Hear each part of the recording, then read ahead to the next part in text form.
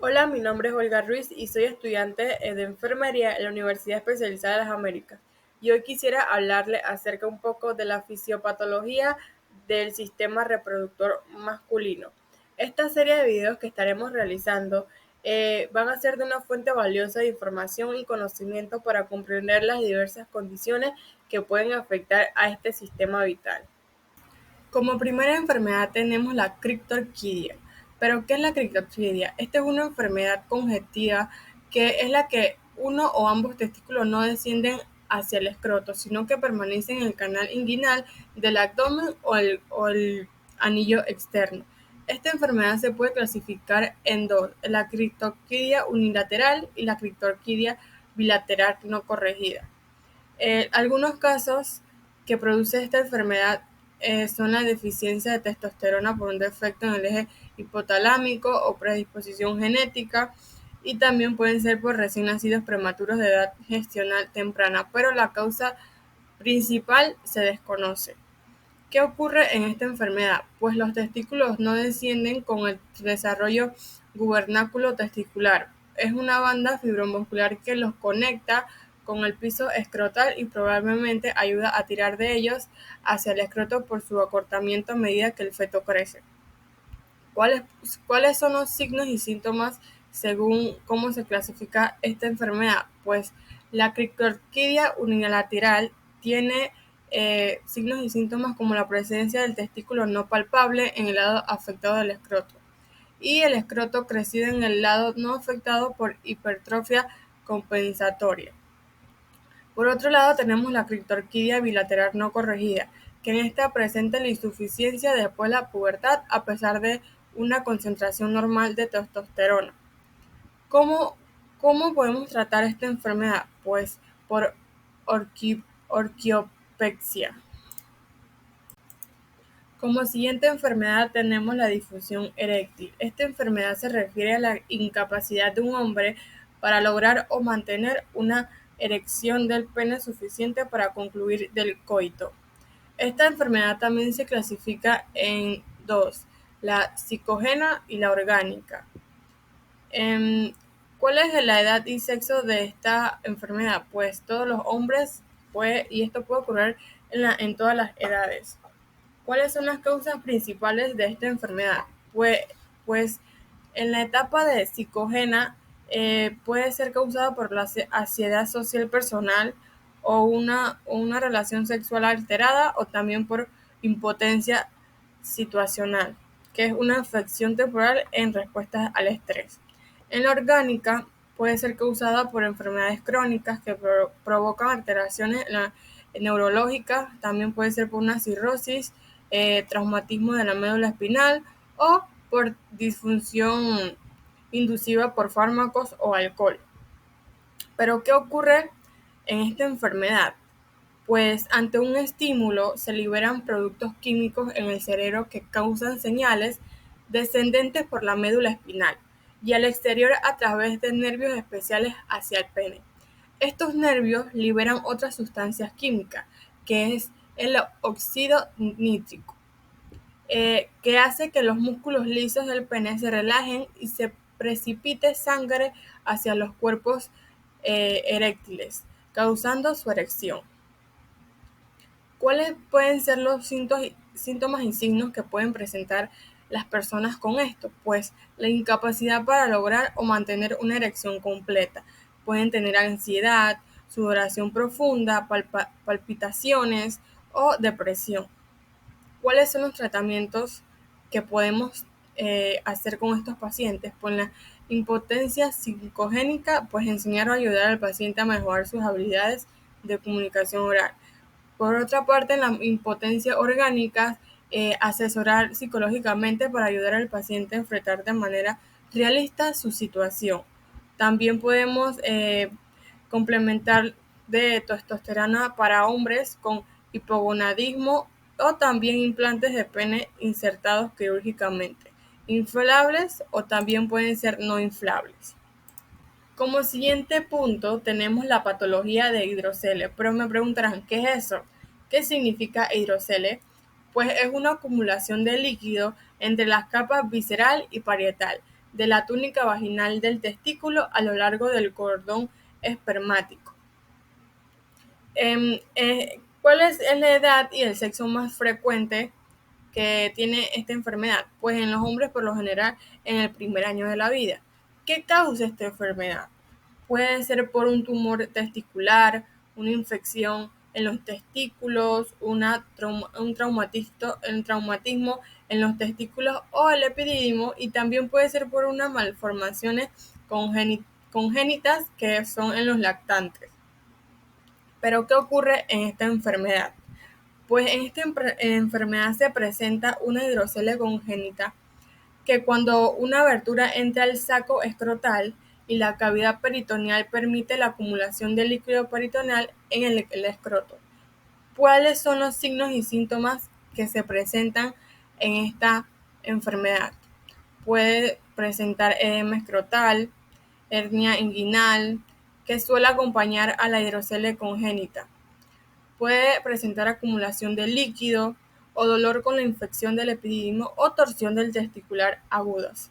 Y también puede presentar hipersensibilidad escrotal por edema intenso. ¿Cuáles pueden ser las complicaciones?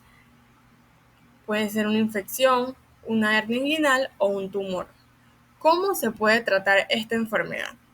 ¿O cómo es el manejo de enfermería con esta enfermedad? Pues enseñar al paciente a mantener una higiene adecuada y enseñarles técnicas para moverse para no tener el dolor en su herida quirúrgica. La hipospadias y la epispadias. ¿Qué es la hipospadia y epispadias? Es una anomalía congénita en la que el meato uretral se encuentra en la parte ventral o cara inferior del pene. ¿Dónde puede ocurrir esto? Pues en la glande, en la base del pene o en el perineo.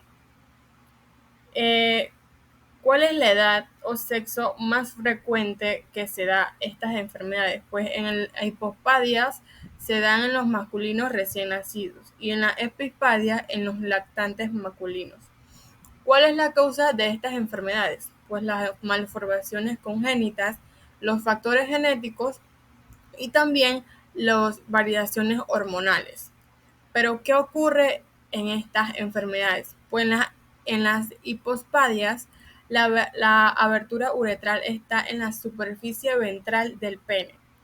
Se sospecha que un factor genético en los casos menos graves, por lo general se asocia con una angulación hacia abajo del pene o que imposibilita el proceso anormal de la orina elevada. En las epispadias se presenta con más frecuencia en hombres que en mujeres y suele acompañar la ectrofia vesical, en la que una porción de la pared posterior de la vejiga sobresale a través de un defecto en la pared abdominal inferior y en la pared anterior de la vejiga. Pero, ¿cuáles son los signos y síntomas que pueden aparecer? Un orificio uretral desplazado, o también puede aparecer incontinencia urinaria o encorvamiento o doblez del pene, o dificultad en la eyaculación debido a la abertura desplazada de la uretra. ¿Cómo podemos tratar estas enfermedades? En el caso de la hipospadia grave, puede ser por cirugía, y en la epispadias, la reparación quirúrgica. Tenemos la hiperplasia prostática benigna. Esto es cuando las glándulas prostáticas aumentan. Esto ocurre más en los hombres adultos de 80 años y esto puede estar causado por cambios asociados con la edad en la actividad hormonal o también por la inflamación o alteraciones metabólicas o nutricionales. ¿Qué ocurre en la hiperplasia prostática benigna?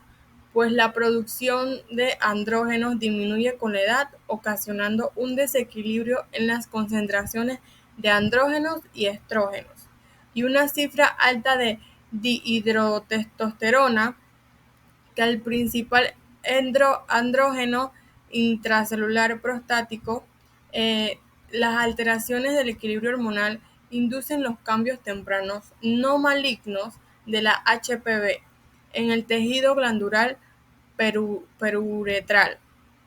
El crecimiento de los nódulos fibroadenomatosos, que son las masas de tejido glandular fibroso, progresa hasta comprimir el resto de la glándula normal, que es la hiperplasia nodular. ¿Cuáles son los signos y síntomas de esta enfermedad?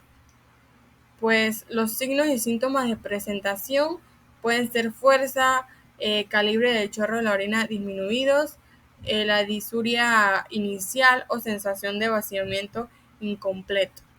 Cuando hablamos conforme aumento de obstrucción, puede entrar la misión de frecuencia con nicturia o la sensación de urgencia o retención, goteos, y también puede haber una posible hematuria.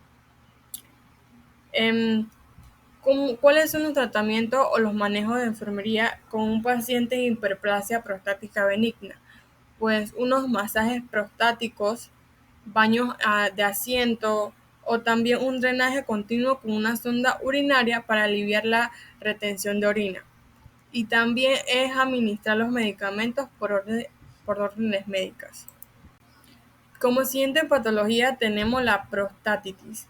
¿Qué es la prostatitis? Es una inflamación en la próstata que se puede clasificar en prostatitis bacteriana aguda, bacteriana crónica y síndrome del dolor pélvico y inflamatoria asintomática. Esto ocurre en hombres mayores de 35 años. Pero ¿cuál es la causa? En la microbiana aguda puede ser por antecedentes de infecciones uretral o vesical. También por microorganismos gram negativos o Serratia. En la microbiana crónica puede estar por una causa de infección por virus de la inmunodeficiencia humana o empleo de sonda urinaria, o también puede ser causa por una prostatitis aguda. En la microbiana no crónica está causada por una obstrucción del conducto eyaculador, por cistitis intersticial y otras infecciones o espasmo de los músculos pélvicos. Como último tenemos la inflamatoria asintomática, que es similar a la forma inflamatoria crónica pero sin síntomas. ¿Qué ocurre en la prostatitis? Se preguntarán. Se presenta de espasmos en el aparato genitourinario o tensión en los músculos del suelo pélvico que pueden causar inflamación en la prostatitis no microbiana. La infección bacteriana de la próstata puede ser el resultado de una infección previa o recurrente que induce una respuesta inflamatoria prostática. ¿Cuáles pueden ser los signos y síntomas de esta enfermedad? Según la clasificación de esta enfermedad, pues la microbiana aguda pues suele presentarse fiebre, escalofríos, omisión urgente y disuria. En la microbiana crónica pueden haber una eyaculación dolorosa o cistitis sintomática recurrente. En la no microbiana crónica pueden haber dolor pélvico, eyaculación dolorosa, disfunción eréctil y micción incompleta. Los tratamientos de esta enfermedad, en lo general, es relajarse los músculos para aliviar los espasmos musculares, o analgésicos por órdenes médicas, o eyaculación y micción regulares, ayudándolo a promover el drenaje de estas. En la microbiana aguda están los antibióticos de amplio espectro, y por último la microbiana crónica, que en esta se dan antibióticos por órdenes médicas, o también se hacen baños de asientos para el alivio asintomático. Como siguiente patología tenemos el cáncer testicular. Esto es cuando se forman células cancerosas en la parte del testículo. Estos se presentan más en los hombres entre los 20 y 40 años. Pero ¿cuál es la causa de este cáncer? Pues la causa principal se desconoce, pero hay alteraciones asociadas que pueden ser la criptorquidia y la utilización materna de dietilestilbestrol durante el embarazo. ¿Qué ocurre en este cáncer testicular? Pues el cáncer testicular puede enviar metástasis a los pulmones o hígado o vísceras o huesos. Se disemina a través del sistema linfático hacia los ganglios ilíacos, aórticos y mediastínicos. Los signos y síntomas de esta enfermedad pueden ser una masa testicular firme, lisa, de tamaño variable y que a veces produce una sensación de pesadez testicular. También puede haber dolor sordo en la parte baja del abdomen o el dorso. Y también se puede presentar una masa o edema en cualquier testículo. En las etapas avanzadas se puede ocasionar una masa abdominal, una obstrucción uretral, disminución de peso, fatiga, palidez o letargia. ¿Cuáles pueden ser algunas de presentar algunas complicaciones? Pues sí, como el dolor dorsal o abdominal bajo, metástasis pulmonar o obstrucción uretral. ¿Cuáles son los tratamientos de estos? Pues quimioterapia y fármacos por órdenes médicas y la monitorización de signos o síntomas.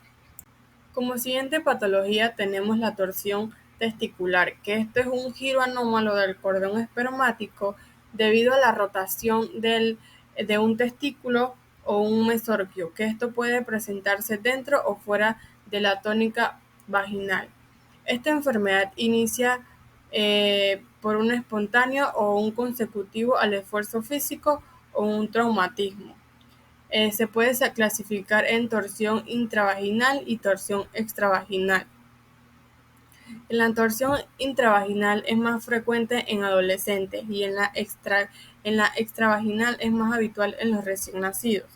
¿Cuáles son las causas principales de estas patologías? Pues en la torsión intravaginal puede ser por una anomalía de las cubiertas de los testículos o por una inserción incompleta de los testículos.